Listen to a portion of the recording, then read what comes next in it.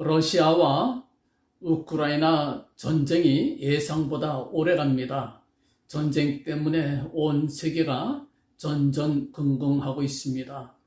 최근 전투에서 밀리고 있는 러시아의 대통령 푸틴이 전술 핵무기 사용도 거론하고 있습니다. 미국의 바이든 대통령도 현지 시간 7일 열린 민주당 상원의원회 행사에서 핵으로 인한 아마겟돈 전쟁 가능성을 언급하였습니다. 온 지구촌이 전쟁의 공포 속에 떨고 있습니다. 아마 지금 현재 예수 믿는 여러분들의 관심은 두 가지일 것으로 제가 짐작해 봅니다. 첫째, 앞으로 핵 전쟁이 정말 일어날 것이냐? 둘째, 만약 핵 전쟁이 일어난다면 그것이 곧 아마겟돈 전쟁이 될 것이냐? 성경에서는 이것에 관해 어떻게 예언을 해 주셨느냐? 이 문제는 좀 심각한 문제입니다. 저희가 좀 진지하게 성경을 살펴봐야 될 것입니다. 앞으로 몇 주간에 걸쳐 여러분들에게 이 주제로 말씀 준비하여 전해드리도록 하겠습니다. 연속된 설교가 될 것입니다. 계속 이어서 들어주시기를 부탁합니다. 결론적으로 말씀드리자면 성경에 핵전쟁도 예언돼 있고 아마겟돈 전쟁도 예언돼 있습니다. 그러나 핵전쟁이 곧 아마겟돈 전쟁은 아닙니다. 핵전쟁 이후에도 또 다른 전쟁들이 있을 것입니다. 아마겟돈 전쟁은 인류 마지막 전쟁이 될 것입니다. 아마겟돈 전쟁은 곧바로 주님의 재림으로 이어지는 마지막 전쟁이 될 것입니다. 핵전쟁은 요한계시록 8장에 잘 나와 있습니다. 또 동서전쟁의 9장에 나오고 아마겟돈 전쟁은 요한계시록 16장에 잘 나와 있습니다. 그러면 몇 차례 전쟁은 어떻게 일어날 것이냐? 말씀 통해서 살펴볼 것입니다. 세상에는 많은 종교가 있고 숭배받는 많은 신들, 하나님들이 있습니다. 많은 경우 눈에 보이는 형상을 만들어서 신으로 섬기는 우상 종교들도 많이 있습니다. 옛적 이스라엘 백성들도 많은 우상들을 섬겼습니다. 눈에 보이지 않는 여호와 하나님을 버리고 눈에 보이는 형상을 가진 하나님, 아기자기한 스토리가 엮인 신들의 이야기에 이스라엘 백성들의 마음이 빠져 있었습니다. 하나님께서 대법정을 여셨습니다. 이스라엘 백성들이 섬기는 많은 우상들, 신들을 불러 모았습니다. 이사야 40장 이하의 내용이지요. 주제가 무엇입니까? 어느 신이 참 신이냐? 그것이 주제였어요. 이스라엘 백성들에게 보여주시는 겁니다. 우리가 어떤 하나님을 믿어야 할 것인가?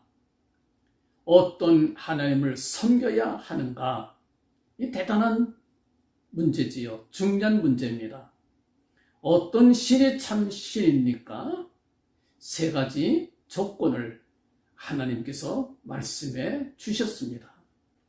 첫째, 참 하나님은 천지와 만물을 창조하신 하나님이 참 신이심을 말씀합니다. 천지 만물의 주인이 되시기 때문이지요. 누가 천지와 만물을 지었느냐? 하나님이 물으셨어요. 모든 우상들이 잠잠합니다. 모든 신들이 조용하지요. 결국 하나님이 입을 여셨습니다. 너는 알지 못하였느냐? 듣지 못하였느냐? 영원하신 하나님 여호와 땅끝까지 창조하신 자는 피곤치 아니하시며 곤비치 아니하시며 명철이 한이 없으시며 이사야 40장 28절에 말씀을 합니다. 누가 천지와 만물을 지으셨습니까? 그는 여호와 하나님이 지으셨습니다. 둘째 참 하나님은 장래사를 말씀하시는 하나님이십니다. 장래사는 세번역 성경에서는 장차 일어날 일들이라고 번역을 하였습니다. 앞으로 일어날 일들을 미리 말씀해 주시는 것을 말합니다. 예언이지요. 장래사를 말씀하시는 하나님, 인류 역사를 예정하시고 계획하시는, 또 역사를 섭리하시는 하나님이 참 하나님이라 말할 수 있겠습니다. 인류 역사의 주인이 되시기 때문입니다. 누가 인류 역사를 설계하셨습니까? 누가 인류 역사를 섭리하십니까? 하나님 물으셨어요. 모든 우상들이 잠잠합니다. 모든 신들이 묵묵부답입니다. 하나님께서 비로소 또 입을 여셨습니다. 여호와께서 가라사대 내가 옛적에 장래사를 고하였고 내 입에서 내어 보였고 내가 호련히 그 일을 행하여 이루었느니라. 이사야 48장 3절에서 말씀을 합니다. 여호와 하나님께서 장래사를 설계하시고 또 그것을 섭리하셨습니다. 그래서 여호와 하나님만이 참 하나님이 되심을 말씀을 하셨습니다. 세 번째 참 하나님은 말씀하신 장래사를 그대로 이루시는 분이 참 하나님이 되십니다. 장래사, 예언의 말씀, 약속의 말씀을 그대로 이루시는 신실하신 하나님, 믿을 수 있는 성실하신 살아계신 하나님은 누구신가? 아무리 둘러보아도 아무 우상도 꼼짝 못해요. 벙어리들입니다. 움직이지도 못해요. 하나님께서 비로소 입을 여셨습니다. 내가 종말을 처음부터 고하며 아직 이루지 아니한 일을 옛적부터 보이고 이르기를 나의 모략이 설 것이니 내가 나의 모든 기뻐하는 것을 이루리라 하였노라. 이사야 46장 10절에 말씀해 주셨습니다. 결론은 무엇입니까?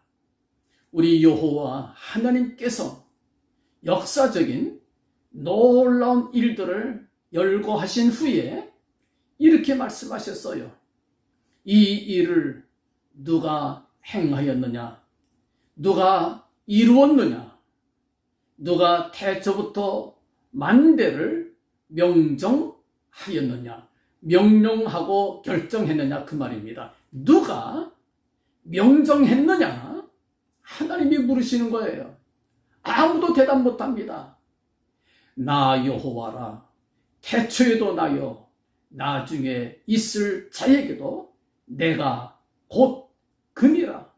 이사야 41장 4절에서 말씀해 주셨습니다. 천지와 만물을 지으시고 우리 인간을 지으셨어요. 뿐만 아니라 우리 인류 역사를 주관하십니다. 인류 역사와 무관하신 분이 아니라 인류 역사를 다스리시고 이끄시는 분이십니다. 인격적인 하나님이십니다. 우리를 사랑하시고 우리와 사귀기를 기뻐하시고 우리와 교제하기를 원하시고 우리에게 좋은 것을 주시기를 기뻐하시는 만복의 근원이 되시는 하나님이 되십니다. 이것을 믿는 사람들은 정세가 아무리 급격히 변하여도 두려워하지 않습니다.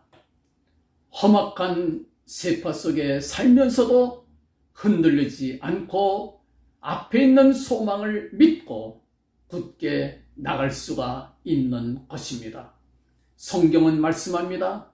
약속하시는 이는 미쁘시니 우리가 믿는 도리의 소망을 움직이지 말고 굳게 잡아. 히브리서 10장 23절에 말씀해 주셨습니다. 하나님께서 인류 역사를 섭리하심을 어떻게 알 수 있을까요? 알 수 있습니다. 오늘 말씀을 통해 한번 살펴볼 것입니다. 하나님께서 아브라함을 부르셨어요. 그리고 그에게 놀라운 약속을 하십니다. 이것이 장래사지요. 약속입니다. 이은입니다. 창세기 15장에서 하나님께서는 아브라함에게 가나안 땅을 주시겠다고 약속하시고 그 약속이 이루어지는 과정을 하나하나 설명해 주셨습니다. 그러시면서 이렇게 말씀을 합니다. 너는 정령이 알라. 너 알지? 이거 알지? 꼭 알아야 돼. 확인하시듯이 말씀하십니다.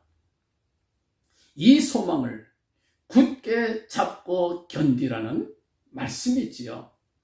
이 말씀 굳게 잡고 잘 견디면 반드시 이루어질 거야. 하나님께서 힘주시는 말씀이 되겠습니다. 13절에 이렇게 말씀을 합니다. 여호와께서 아브라함에게 이르시되 너는 정령이 알라. 내 자손이 이방에서 객이 되어 그들을 섬기겠고 그들은 400년 동안 내 자손을 괴롭게 하리니. 여러분들 잘 아시는 대로 이 말씀 그대로 그 요셉이 애굽에 팔려가더니 결국에 야곱과 그의 모든 식구들이 한꺼번에 애굽으로 뒤따라 내려가서 살게 됩니다. 요셉을 알지 못하는 바로가 다스리게 되면서 야곱의 후손들, 이스라엘 백성들은 애굽 사람들에게 노예 생활을 하게 됩니다. 그 어깨에 무거운 짐을 지었고 그 손에서 광주리를 놓지 못했습니다. 풀무불 같은 연단과 고통을 겪으면서 이방에서 나그네가 되어 이방 사람으로 살게 되었습니다. 이 어려움을 겪을 때 이 말씀이 그들에게 소망을 주었습니다. 견디게 하였습니다. 14절에 이렇게 말씀을 합니다.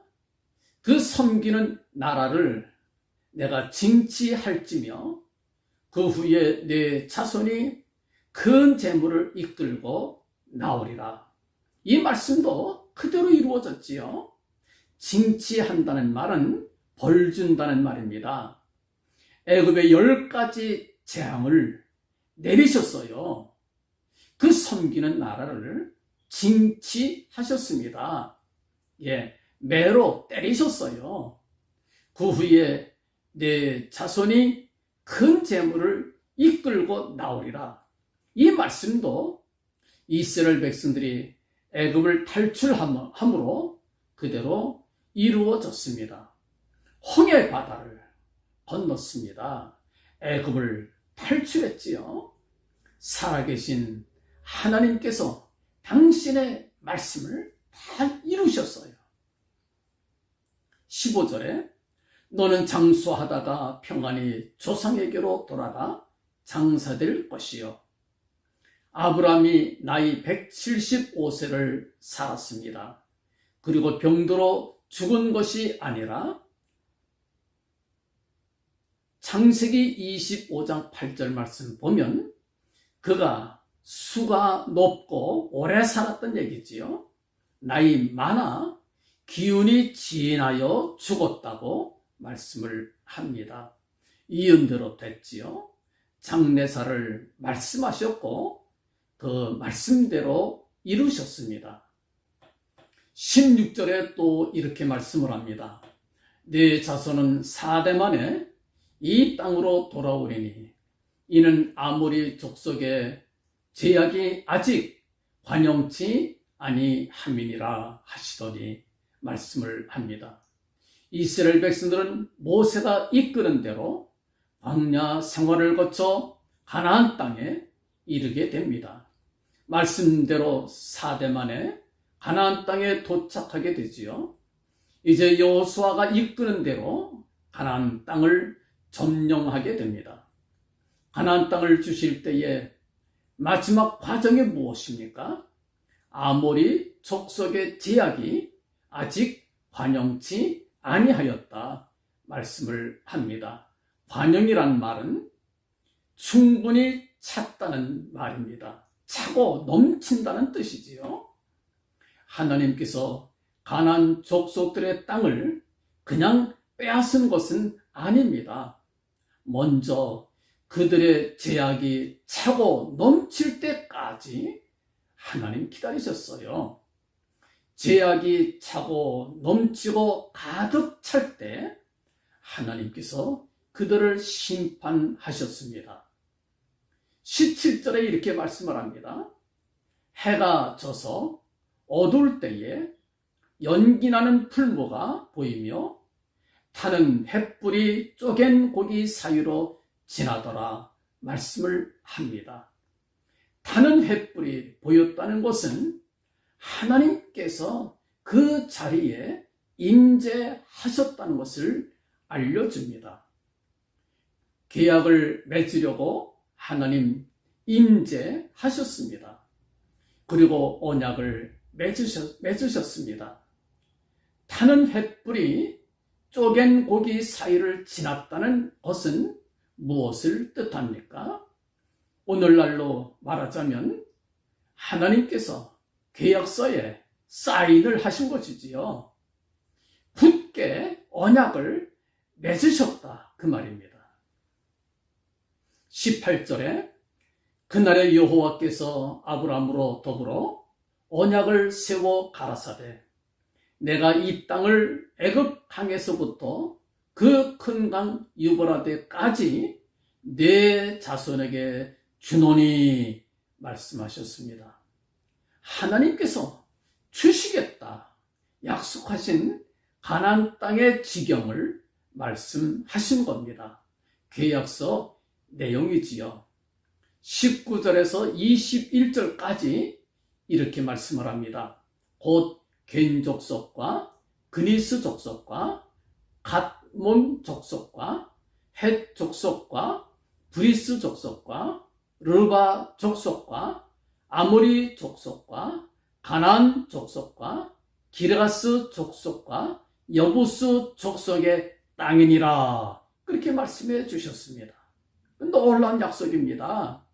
하나님께서 이 이언의 말씀을 모두 이루어 주셨습니다.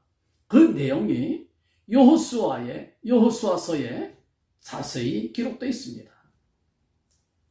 여호수아서는 세 가지 내용으로 되어 있습니다. 첫째, 1장부터 13장까지는 싸워서 빼앗는 것이지요. 원수들을 진멸하라 말씀하셨어요. 그 완벽한 승리입니다. 완전한 승리. 34번 싸웠는데 하나님 말씀을 불순종해서 패했던 아이성 전투만 빼놓고 나머지 33번은요 다 이겼어요. 백전백승입니다. 비결이 무엇입니까? 무기가 좋아서 이겼나요? 아닙니다. 작전이 좋아서 이겼나요? 아닙니다. 무엇입니까? 다른 거 없어요. 하나님 말씀 믿고 순종하니까 하나님께서 싸워주셨다 그 말입니다. 예, 하나님께서 함께 싸워주신 거예요. 승리의 비결이지요. 아무리 족속의 제약이 관영하고 사람마다 제약이 가득 찰 때에 하나님 심판하셨어요. 그리고 그 땅을 빼앗아 자기 백성들에게 기업으로 나누어 주셨습니다. 두 번째 여호수아의 내용은 무엇입니까? 기업을 나누는 것이지요. 빼앗을 뿐만 아니고 나누는 겁니다. 19장 49절에서 51절에 결론적으로 이렇게 말씀을 합니다. 이스라엘 자손이 그 경계를 따라 기업의 땅 나누기를 마치고 자기들 중에서 눈의 아들 여호수아에게 기업을 주었으되, 그 지도자 여호수아는요 제일 마지막에 기업을 얻었어요. 이게 지도자의 모습 아닙니까? 다른 사람들 먼저 기업을 얻고 지도자는 제일 마지막에 기업을 얻었어요. 여호수아가 제일 마지막으로 기업을 얻습니다. 곧 여호와의 명령대로 여호수아의 구한 성읍 에브라임 산지 딥낫 세라를 주매 여호수아가 그 성읍을 중건하고 거기 거하였었더라 말씀을 합니다. 51절에 이렇게 말씀을 해요. 제사장 엘라살과 눈의 아들 여호수아와 이스라엘 자손 지파의 족장들이 실로에서 회막문 여호와 앞에서 제비 뽑아 나눈 기업이 이러하니라. 이에 땅 나누는 일이 마쳤더라. 모두 땅 나누는 일을 골고루 나누어 갔고 한 기업도 빠짐없이 골고루 나누어 갔고 기업 나누는 일을 마쳤다고 그렇게 말씀을 합니다. 세 번째 여호수아서의 내용은 무엇입니까? 안식의 복을 마음껏 누리는 그것이지요. 21장 43절에서 45절에 이렇게 말씀을 합니다. 여호와께서 이스라엘의 열조에게 맹세하사 주마하신 온 땅을 이와 같이 이스라엘에게 다 주셨으므로 그들이 그것을 얻어 거기 거하였으며, 여호와께서 그들의 사방에 무엇을 주셨으되? 그렇지요, 안식을 주셨으되 그 열조에게 맹세하신 대로 하셨으므로 그 열조에게 맹세하신 대로 하셨다. 예, 이 결론이에요. 맹세하신 대로, 약속하신 대로 그대로 이루신 것을 우리가 봅니다. 그 모든 대적이 그들을 당한 자가 하나도 없었으니, 그 대적이요 그들을 당한 자가 하나도 없었어요. 백전백승입니다. 예, 이것이 하나님의 말씀이 이루어지는 결정적인 순간이지요. 이는 여호와께서 그들의 모든 대적을 그들의 손에 붙이셨음이니라. 여호와께서 이스라엘 족속에게 말씀하신 선한 일이 하나도 남음이 없이 다 응하였더라 말씀해 주셨습니다. 하나도 남음이 없이 다 응하였더라. 얼마나 감격적인 순간인지 몰라요. 제 기쁨이 넘쳐서 감격하면서 하나님 앞에 고백하는 고백입니다. 하나도 남음이 없이 다 응하였더라 말씀을 합니다. 신약은 구약을 배경으로, 구약은 신약을 전제로 기록되었습니다. 신약을 읽을 때에는 구약을 배경 삼아 연구해야 하고, 구약을 읽을 때에는 신약을 전제로 하면서 읽어야 성경을 바르게 이해할 수가 있다 말할 수 있겠습니다. 우리 신약의 성도들에게 주신 장래사가 무엇입니까? 약속이 무엇입니까? 우리의 참 소망이 무엇입니까? 다른 거 아닙니다. 그리스도 예수로 말미암아 우리에게 하나님의 거룩한 나라 유업으로 주시고 영원한 안식을 누리도록 영원한 생명을 약속해 주시는 것이 우리 신약의 성도들에게 주신 장례사입니다. 장례사예요. 거룩한 나라, 우리 주 예수 그리스도로 말미암아 이루어질 그 나라를 다니엘서 7장 14절에서 이렇게 말씀을 합니다. 그에게 권세와 영광과 나라를 주고 모든 백성과 나라들과 각 방언하는 자로 그를 섬기게 하였으니 그 권세는 영원한 권세라 옮기지 아니할 것이요 그 나라는 패하지 아니할 것이니라 말씀해 주셨습니다. 같은 장 22절에서 또 이렇게 말씀을 합니다. 옛적부터 항상 계신 자가 와서 지극히 높으신 자의 성도를 위하여 신원하셨고 때가 이름에 성도가 나라를 얻었더라 말씀을 하였습니다. 그 나라는 우리 주 예수 그리스도의 나라 또한 거룩한 성도들의 나라가 될 것입니다. 이것이 우리의 장례사입니다. 이 장례사를 말씀하신 하나님만이 참 하나님이시고 그가 또한 이 장례사를 이 약속을 이루어 주실 것입니다. 요한계시록 11장 15절에 이렇게 말씀을 합니다. 일곱째 천사가 나팔을 불매 일곱째 천사가 나팔을 불게 될 때에 우리 주님 재림할 것입니다. 하늘에 큰 음성이 나서 가로되 세상 나라가 우리 주와 그 그리스도의 나라가 되어 그가 세세토록 왕노릇 하시리라 약속해 주셨습니다. 그가 세세토록 왕노릇 하시게 될 것입니다. 그 아버지의 하나님을 위하여 우리를 나라와 제사장으로 삼으신 그에게 영광과 능력이 세세토록 있기를 원하노라. 요한계시록 1장 6절에 말씀해 주셨어요. 성도들을 나라와 제사장으로 삼으시겠다. 하나님의 나라, 하나님의 나라의 제사장들로 삼으시겠다. 그렇게 약속해 주신 거예요. 놀라운 약속입니다. 이 말씀도 반드시 이루실 줄로 그렇게 믿습니다. 여러분 이 소망 굳게 잡으시기 바랍니다.